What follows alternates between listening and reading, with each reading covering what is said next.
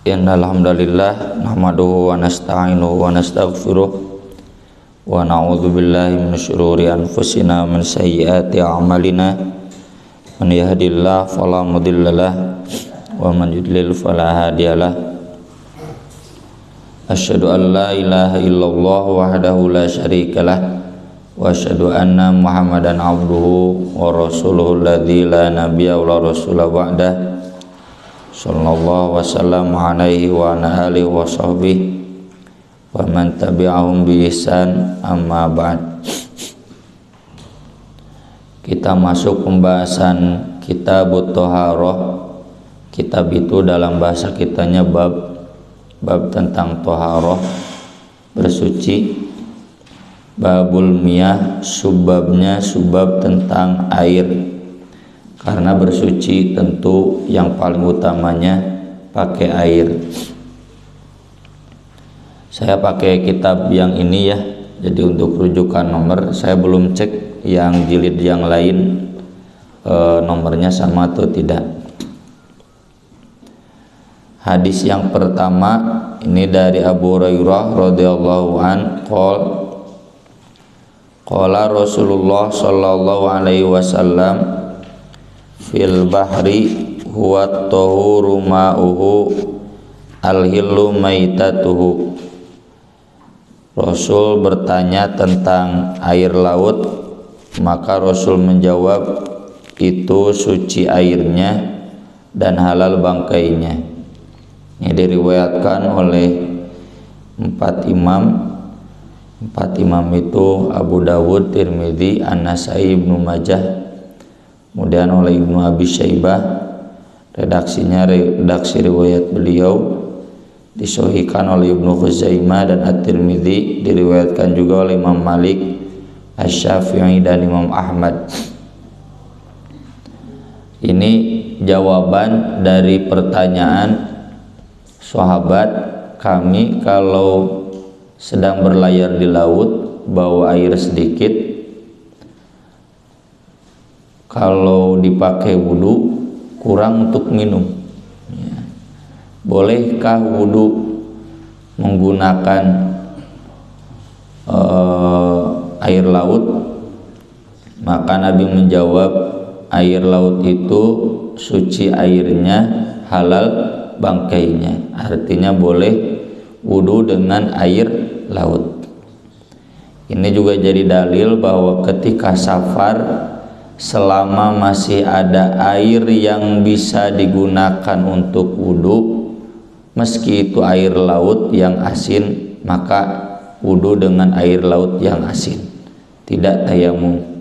Kecuali kalau sudah tidak mungkin diakses air bersih untuk wudu, baru boleh tayamum.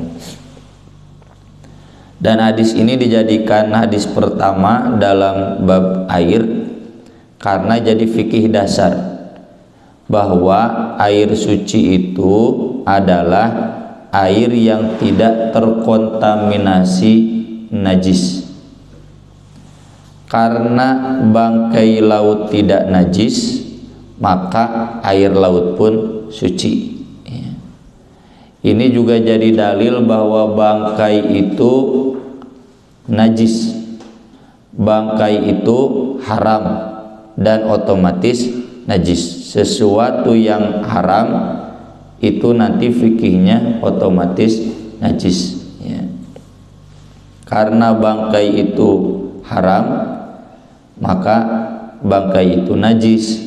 Tapi karena bangkai air laut, binatang laut itu tidak haram alias halal, maka bangkai itu tidak najis dan air laut pun tidak najis, tetap suci ya. Itu teori dasar. Jadi air suci itu air yang tidak terkontaminasi najis.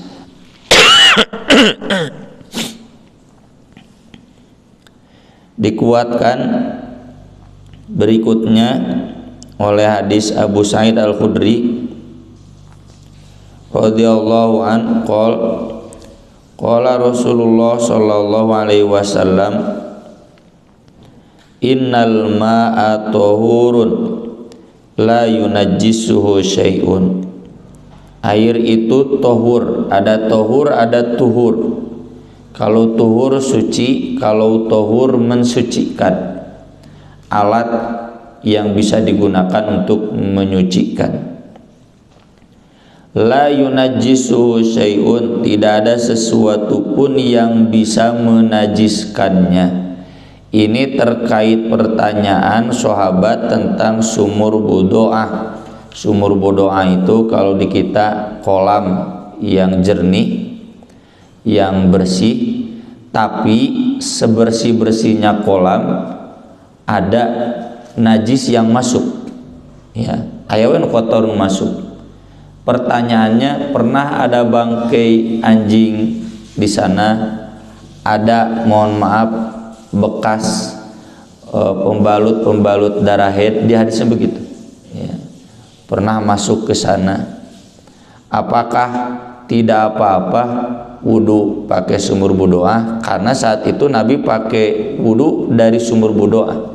Nabi bersabda, innal ma'a tahurun, air ini gitu suci dan bisa menyucikan, dan dia tidak dinajiskan, bisa dijadikan najis oleh apapun. Ini hadis menunjukkan, menguatkan yang tadi, bahwa air suci itu air yang tidak ternajisi. Kalau air sudah ternajisi, terkena najis, maka otomatis air itu tidak suci.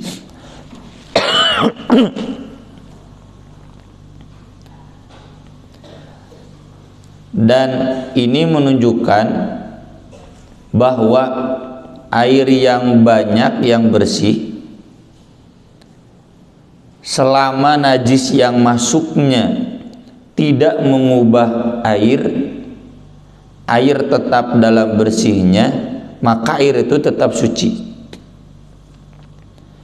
Nah, nanti yang jadi pembahasan itu di para ulama, apakah memang selamanya demikian, tidak ada batasan,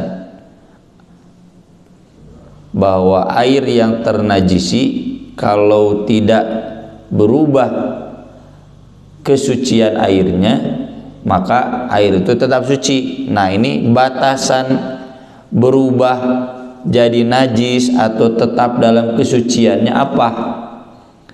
Para ulama sepakat batasannya kalau najis itu mengubah zat air. Tapi kesepakatan ulama ini hadis-hadisnya doif. Cuma kan hierarki hukum Islam itu bukan hanya Quran dan Sunnah, ada juga ijma.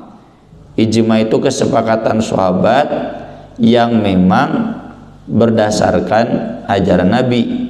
Ketika sahabat sepakat menunjukkan bahwa begitulah ajaran Nabi, cuma data tertulisnya, riwayat sabda tertulisnya tidak sampai ke kita. Yang ada sampai ke kita riwayat tertulisnya itu yang doif. Nah, di sini berlaku doif ya hadis, ya, bisa dipakai karena hakikatnya bukan mengamalkan hadis doifnya, tapi mengamalkan ijma'nya. Sahabat semua mengajarkan demikian, ke tabi'in otomatis mengajarkan demikian. Sahabat ada kesepakatan mengajarkan demikian, tentu dari nabinya begitu. Nah, meskipun yang secara tertulis terriwayatkan itu hadisnya doif. Nah, inilah hadis yang doif itu.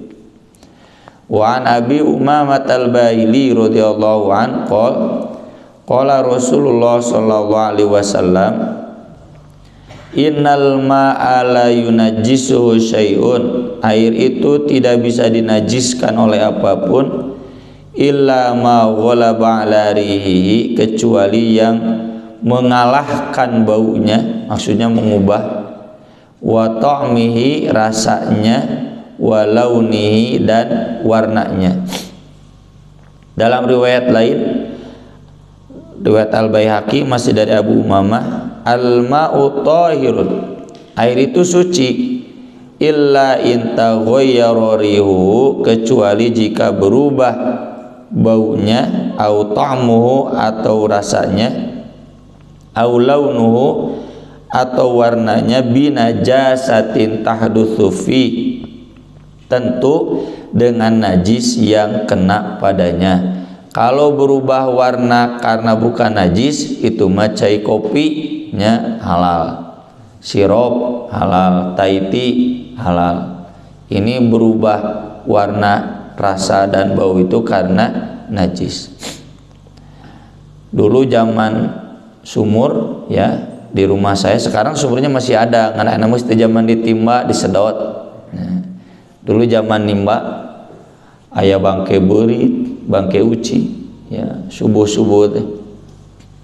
Aduh ya bangke uci, ambuan caina kata bapak saya, bau sok piceunan. Nimba ge 10 timba bau kene. Udah 15 timba geus teu bau, geus berarti geus suci gitu. Jadi kalau memang najis itu mengubah zat air, maka air itu jadi najis. Tapi kalau tidak mengubah zat air, maka air itu tetap suci. Dan tidak semua yang berubah zat airnya, warnanya, bau, rasa otomatis najis. Kalau memang bukan najis, ya bukan najis ya. Kayak tadi Thai tea, kopi, sirup kan berubah pisan ya. Teh berubah pisan, tapi karena bukan karena najis, itu mah tetap halal. Cuma masalahnya boleh nggak dipakai wudhu? Nyepir aku tuh wudhu ku cai kopi ya. Cuma urfi lah ya, pemahaman umum.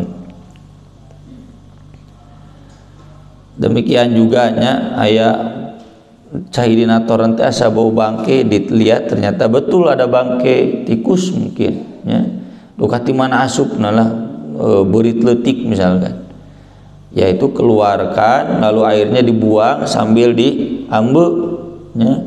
Kalau sudah tidak bau bangke boleh dipakai ya. Bukan berarti harus dibuang semuanya ya.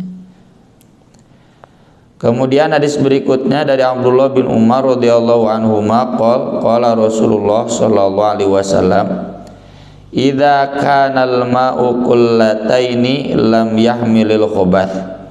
Apabila air itu 2 kulah maka tidak akan mengandung kotoran. Wa fil lafdin lam yanjus, tidak akan najis. Hadis ini sahih. Maksud fikih hadis ini 2 kulah itu kurang lebih 300 liter 300 liter 30 ember, sekitar 30 ember yang 10 liter ya. Itu kalau terkena najis, airnya tidak menjadi najis. Kenapa? Karena fikih yang tadi, air najis yang masuk ke air yang banyak itu tidak akan menyebabkan air menjadi najis. Sama dengan hadis yang tadi yang awal sumur budoa ya. Dan ini dijadikan dalil pembatas ya di mazhab Syafi'i. Jadi kalau air itu kurang dari 2 kulah terkena najis, itu otomatis najis.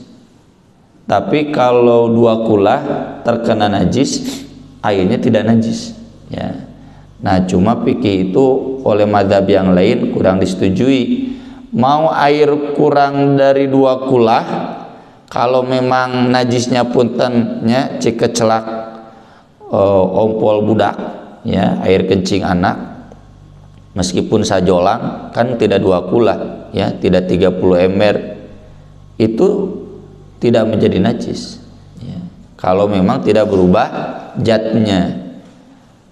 Demikian juga kalaupun lebih dari 2 kulah, kalau memang geus kotor ya, bapak-bapak mungkin ada yang punya lembur di sini, aya balong banyak payun masjid teh dipakai wah segala. Nah da ieu mah 2 kulah mah mungkin najis nya, angger geus kotor geus dadak mah ya. Dan di sana banyak bekas manusia atau bekas yang lain ya, maka itu tetap kotor. Nah, jadi fikih hadis ini sama dengan yang tadi yang awal. Kenapa Nabi bersabda begini fikihnya? Karena najis yang masuk tidak akan mengubah zat air. Kemudian hadis berikutnya dari Abu Hurairah, Rasulullah Shallallahu alaihi wasallam bersabda, la yaghtasilu ahadukum fil ma'id daim wa huwa junub. Jangan salah seorang di antara kalian mandi dalam air yang tergenang padahal ia sedang junub. Air tergenang itu genangan-genangan air bekas hujan ya, di Arab itu kalau ada hujan ada genangan-genangan air yang tidak mengalir, tidak ada hulu, tidak ada hilir. Air balong pan adanya, ada hulu, ada hilir, mengalir kan hakikatnya kolam itu situ mengalir ya. Dalam untuk mengalir mual bersih pasti kotornya hijau ya.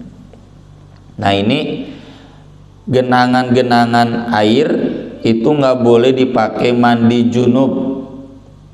Biasa kan air banyak, wah cina bisa dipakai mandi, nggak boleh kata Nabi. Dalam riwayat lain dalam riwayat Imam Bukhari, la yabulanna ahadukum fil ma'id daim. Jangan kencing salah seorang di antara kamu pada air yang tergenang, alladzi la yajri, yang tidak mengalir, tsumma yaghtasilu fi.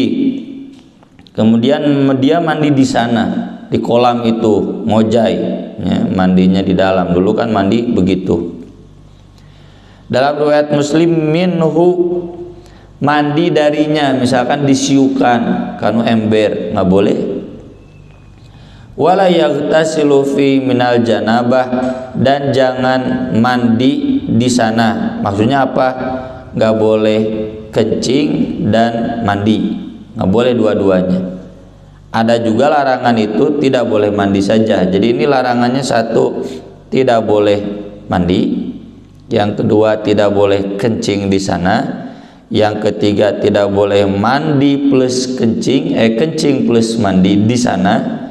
Yang keempat, tidak boleh kencing lalu mandi dari sana, disiukan, nggak boleh. Dan ini menjelaskan tradisi zaman itu. Kenapa genangan air tidak boleh? Karena biasanya dipakai kencing, dipakai membuang kotoran yang jika diurang kasusukan lah gitu. Dan itu jika terjadi kan tidak mengalir, otomatis najisnya mengendap di sana ya. Dan hari ini juga kita tahu ya, genangan-genangan air itu sarang nyamuk ya, DB ya, sarang nyamuk DB, dan semua nyamuk-nyamuk yang berbahaya itu di genangan-genangan air ya. Jentik-jentik nyamuk ya, itu berbahaya. Oleh karena itu tidak boleh dipakai. Kalaupun tidak ada najis, tetap saja Nabi melarang, nggak boleh, karena dikhawatirkan di sana ada najis atau bahaya yang kita tahu sekarang, jentik-jentik nyamuk dan sebagainya ya. Kemudian ini yang saya dulu belajar ya di Sanawiyah pakai buku fikih dari Kemenag tentang air musta'mal. Air musta'mal itu air bekas orang lain itu statusnya najis ya. Di dalam mazhab Syafi'i tertentu salah satu kaul, tapi di kaul yang lain tidak, termasuk Ibnu Hajar. Maka dari itu tidak boleh wudu itu cai disiupnya, kudu dipancurankeun ya. Nah, apakah benar demikian? Kita lihat hadisnya nomor 9 dari seorang sahabat Nabi sallallahu alaihi wasallam. Nah, Rasulullah sallallahu alaihi wasallam antaghtasilal mar'atu bi fadlir rajul. Tidak boleh seorang perempuan mandi bekas suaminya. Awir rajul bi fadlil mar'ah, atau lelaki bekas perempuan. Wal yaghtarifa jami'an, hendaklah menciduk berbarengan, sama-sama mandi bareng, tentu suami istri ya. Bukan jadi dalil nih boleh mandi bareng dengan yang lain ya. Ini larangan. Tapi kemudian di hadis Ibnu Abbas di nomor 10, anna nabiyya sallallahu alaihi wasallam kana yaghtasilu bi fadli Maimunah radhiyallahu anha. Nabi SAW pernah mandi bekas air Maimunah. Dalam riwayat penulis kitab-kitab sunan, ya, Sunan Abi Dawud, Tirmidzi, An-Nasai, Ibnu Majah, Al-Baihaqi, ightasala ba'du azwajin Nabi SAW. Salah seorang istri Nabi mandi, Maimunah pastinya, ini kan terkait Maimunah. Fi jafnatin, dalam satu tempat air, jolang gitu ya, ya tempat airnya yang bisa masuk di sana ya sambil berendam. Faja'a, lalu Nabi datang, liyaghtasila minha, untuk mandi darinya. Faqalat, kata Maimunah, ini kuntu junuban, saya sedang junub. Kata Nabi, innal ma'a la yujnibu, air itu tidak bisa membuat junub orang lain, tidak kemudian airnya menjadi junub dan menjunubkan orang lain gitu. Ini hadis-hadis sahih ini berarti tergantung konteksnya. Larangan Nabi tadi berarti tidak jatuh haram, tapi larangannya istilahnya tanzih, untuk kebersihan. Kalau memang airnya bersih, buktinya Nabi juga pakai. Tapi kalau airnya tidak bersih, ya berarti jangan dipakai. Kenapa Nabi melarang? Karena air bekas itu biasanya kotor, dan yang disebut bekas itu ini yang seperti ini, yang mandi di sana ya, ngeem ya, wudu juga mungkin di sana ya, air bekasnya jatuh ke sana. Nah itu yang begitu, yang itu begitu pasti secara umum kotor. Kalau saya mungkin, kalau anak saya mandi geus we cai dina ember teh pasti kiru ya, duka kumaha mandina. Sigana teh nya manjur didinya, cicing didinya deket ember, mata hinyai we cai teh bekas sabun ya. Nah itu air mustakmal yang nggak boleh dipakai. Tapi kalau air mustakmal cuma diciduk ya, lalu dipakainya juga di luar wadah air, itu aman insya Allah, tidak akan kotor ya. Air mustakmal yang nggak boleh dipakai itu memang air mustakmal yang kotor ya. Bukan berarti nggak boleh diciduk ya, ngambil air itu kudu tina pancuran boleh, asal dijamin tetap bersih. Cuma biasanya memang dikobok teh sok jadi kotor ya, orang-orang yang kurang bertanggung jawab. Kemudian hadis berikutnya ini tentang najis mugolado. Mugolado itu yang tebal, yang besar dan dilipat-lipatkan besarnya. Arti asal golid itu tebal atau kasar. Hadisnya dari Abu Hurairah radhiyallahu an, qala Rasulullah sallallahu alaihi wasallam, Tohuru inai ahadikum, pembersih wadah salah seorang di antara kalian, idza walagha fihil kalbu, apabila dijilat oleh anjing. Walagha itu menjilat air yang ada di wadah. Di wadah ada air, nah dijilat walagha. An yaghsilahu sab'a marrat, dicuci 7 kali, ulahunna biturab, yang pertamanya dengan tanah ya. Kemudian dalam riwayat Muslim, fal yurikhu, sesudahnya kemudian dibuang. Wali Tirmidzi, dalam riwayat Tirmidzi, ukhrahunna au ulahunna, baik yang pertama ataupun yang terakhir itu boleh pakai tanah. Tapi dalam riwayat Tirmidzi yang terakhir pakai tanah itu plus air, karena nu terakhir tanah unggul mah teu moal bersih ya. Jadi ya plus air.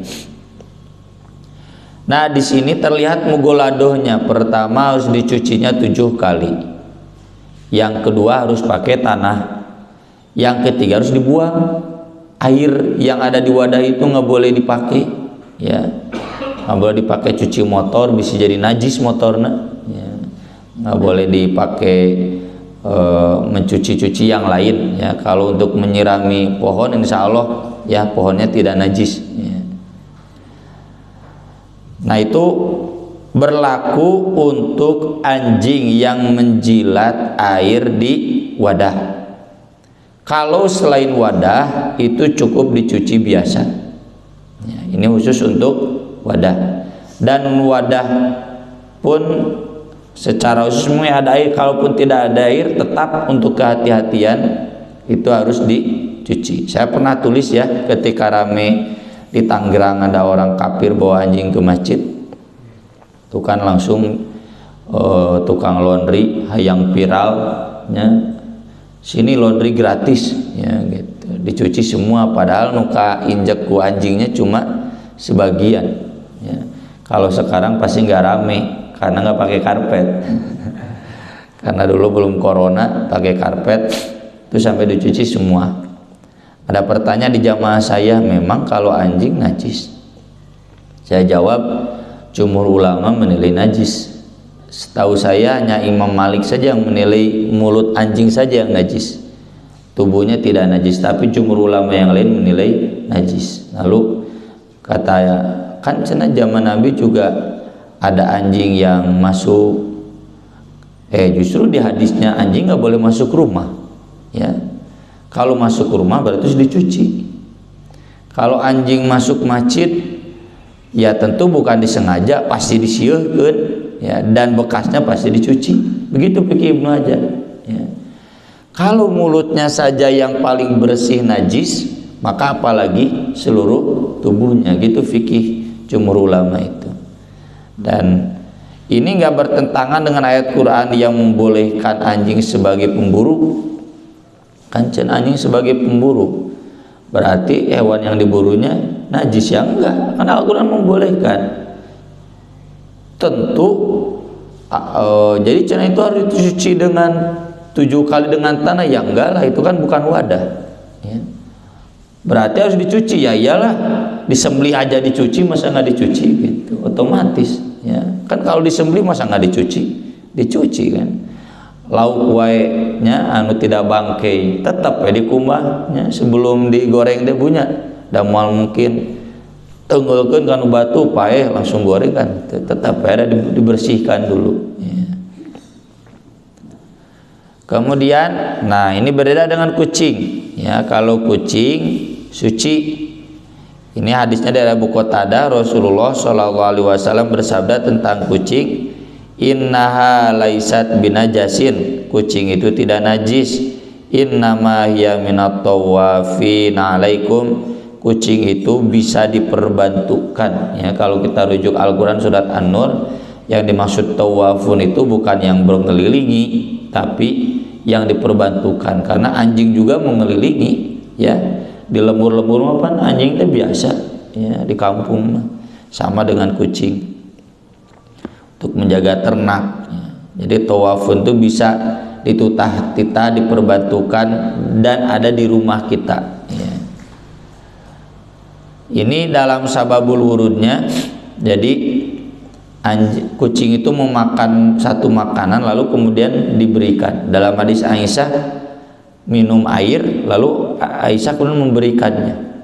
Nah ditanya oleh Abu Bakar, kenapa? Rasul dulu bersabda begini. Jadi kalau kucing tidak najis. Kemudian hadis berikutnya dari Anas bin Malik radhiyallahu anhu, qol ja'a Arabiyun fabala fi taifatil masjid. Ada seorang Arab gunung yang kencing di sisi masjid. Fazajarun nas, lalu orang-orang memarahinya. Malum ya, Arab gunung, Arab di kampung, tara ngaji, teu nyaho. Ini baru masuk Islam ya. Orang Arab gunung itu kurang adab, itu juga orang kota ya, orang Madinah. Fanahahumun Nabi SAW, Nabi melarang sahabat untuk memarahi mereka, memarahi orang Arab itu, karena kalau dimarahi kayak pindah atau cerat-cerat ke mana-mana gitu. Falamma qadaw baulahu, ketika selesai kencingnya, amara Nabi sallallahu alaihi wasallam bidzanubin min ma'in fa uhriqu alaihi. Nabi memerintahkan membawa satu ember air kemudian disiramkan pada tempat dia kencing. Ini jadi dalil kalau ada kencing di tempat kita itu harus dicuci dengan air, tidak cukup dijemur ya.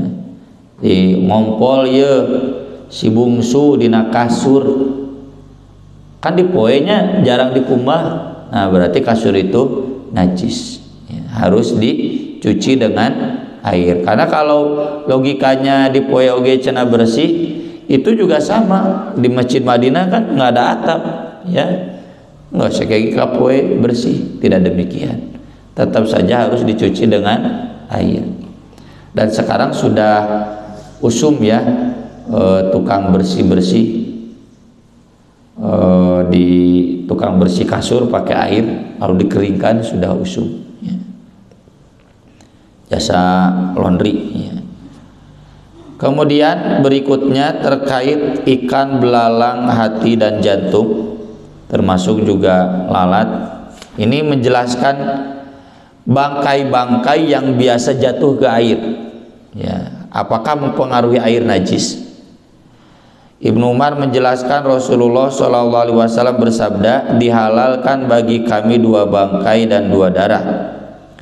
Fa'amal maitatan fal jarod wal hud. Adapun 2 bangkai itu adalah belalang dan ikan. Jadi kalau di balong tiba-tiba ada bangkai ikan, itu airnya tidak najis ya. Ikan naon ya, termasuk belalang. Belalang nggak usah dipencit, goreng langsung simet. Wa amad daman, adapun 2 darah fal kabidu wattihal, jantung dan hati. Hati dan jantung, meskipun ada darahnya di hati dan jantung itu halal ya. Tentunya hati dan jantung hewan yang halalnya lain babi mah semuanya juga haram, atau anjing. Kemudian Abu Hurairah radhiyallahu an menjelaskan Rasulullah SAW bersabda, idza waqa'a dzubabu fi syarabi ahadikum falyaghmisu. Apabila lalat jatuh ke minuman salah seorang di antara kamu, celupkanlah dia ya, benamkanlah, dilelapkeun. Tsummal yanzi'u, kemudian buang, tong diantep. Fa inna fi ahadi janahaihi dan wa fil akhari shifaan. Karena salah satu sayapnya penyakit, satunya lagi adalah obat penawarnya. Ini fikihnya, kalau hewan itu tidak berdarah, jadi bangkai di atas air itu tidak menjadikan air najis. Seperti lalat, so ayawenya lalat, nyamuk di atas air itu tidak dikategorikan najis, karena hewan-hewan seperti itu bangkainya tidak najis. Kan ada darahnya nyamuk ya, maksudnya tidak mengalir ya, bukan darah yang mengalir ya. Anu ngocor dipencit ngocor juga sapi gitu. Terakhir dari Abu Waqid Al-Laitsi, Rasulullah SAW bersabda, ma quti'a minal bahimah wa hiya hayyah fahuwa mayyit. Apa saja yang dipotong dari binatang ya, ketika binatang itu hidup, maka yang dipotong itu termasuk bangkai. Misalkan hayang sok buntut, potongnya buntutna unggul ya, maka itu buntut jadi bangkai, meskipun hewannya tetap hidup.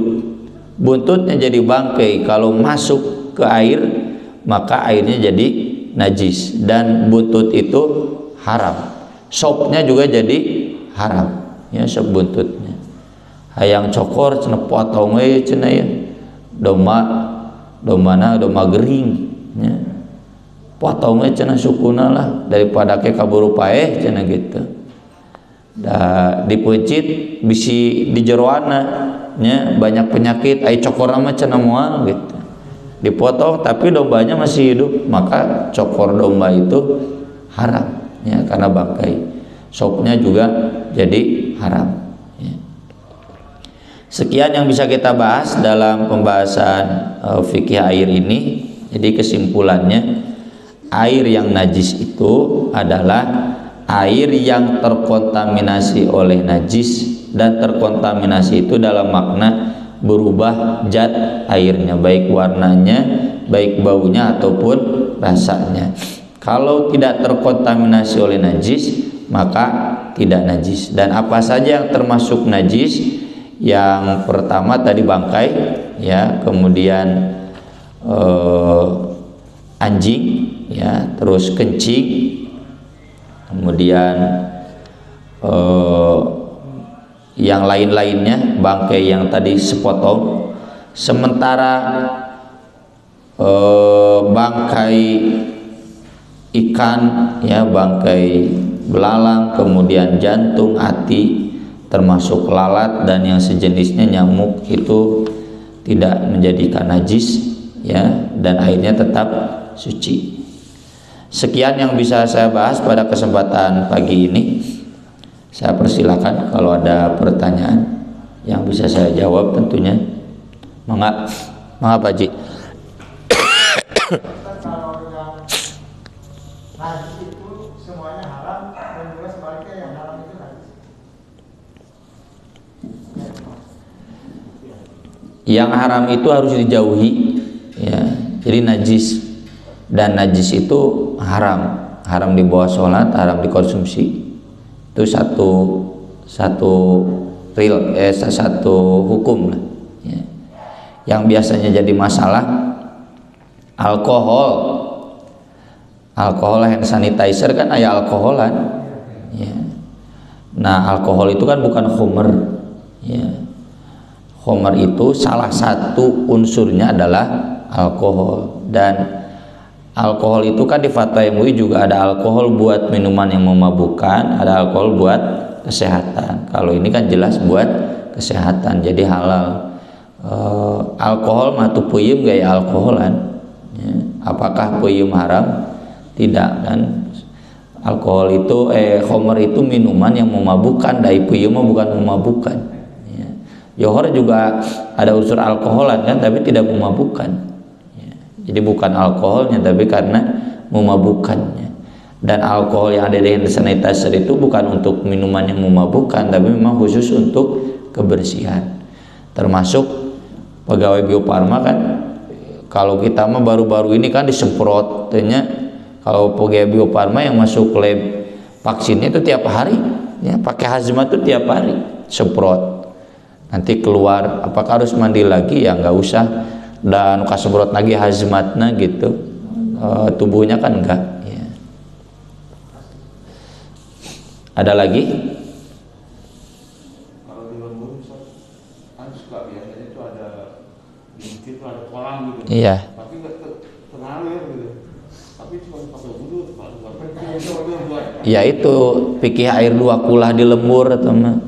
Jadi karena airnya 2 kulah, biasanya air kulah di lembur teh 2 depa lebar panjangnya, ya, termasuk dalamnya, ya. Jadi kalau ya 2 meter ke 2 meter lah, berarti 2 kubik, ya. Itu menurut mereka tidak najis karena iya dalilnya. Ya nggak bisa fikih hadis 2 kulah itu mangsoi hadisnya, tapi fikihnya sama seperti tadi yang kolam budoah itu. Kalau memang najisnya sedikit dan zat air juga tidak berubah, nggak apa-apa dipakai. Air gis kotor mah tuh dah, ya. Urang oge dah pakai hatenya, wudu di nukieu gitu. Mending tayamum kalau nggak ada air lagi, ya. Mangga. Selama ada air, kita kan diperbolehkan tayamum, misalnya. Nah, semacam ini kalau kayak darurat, kayak di pesawat terbang kayak gitu kan ada air.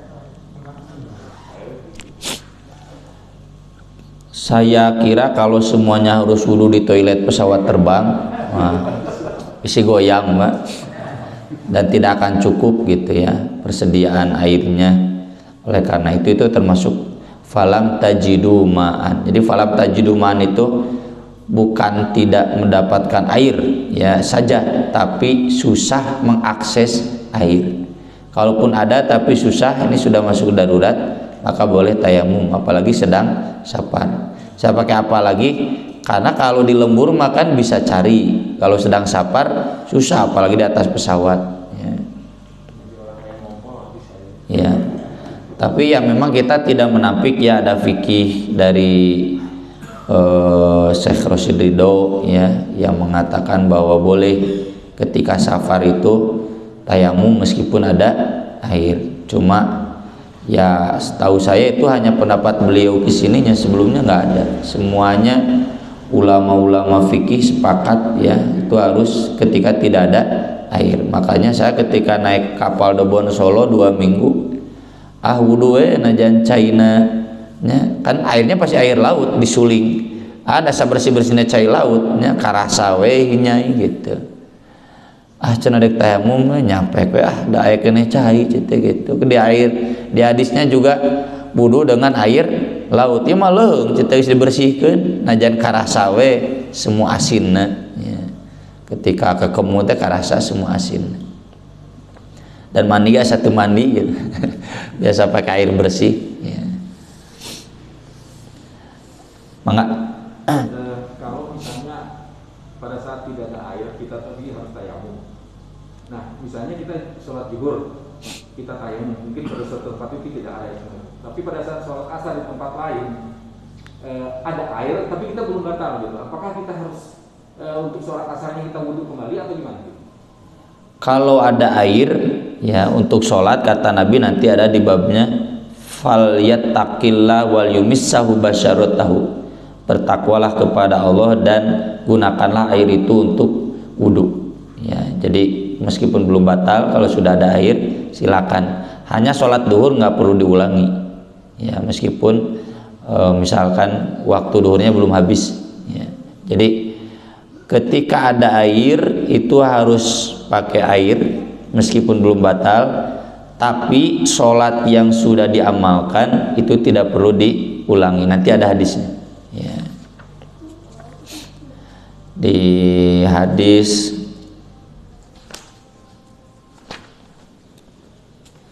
nomor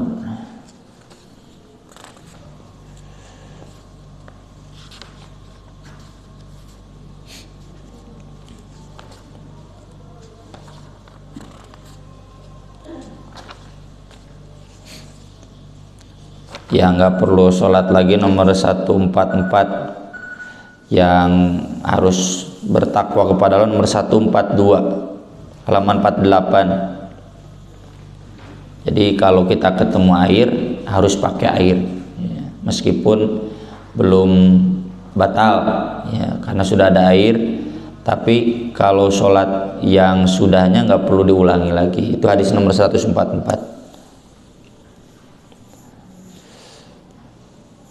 Ada lagi? Cukup? Ya kalau cukup dicukupkan sekian. Terima kasih atas perhatiannya. Mohon maaf atas segala kekurangannya. Mudah-mudahan kita ditakdirkan bisa kembali bersilaturahmi kembali. Aqulu qouli hadza wa astaghfirullah li wa lakum. Subhanakallahumma bihamdik asyhadu an la ilaha illa anta astaghfiruka wa atubu ilaik. Wassalatu wassalamu ala Rasulillah. Wassalamualaikum warahmatullahi wabarakatuh.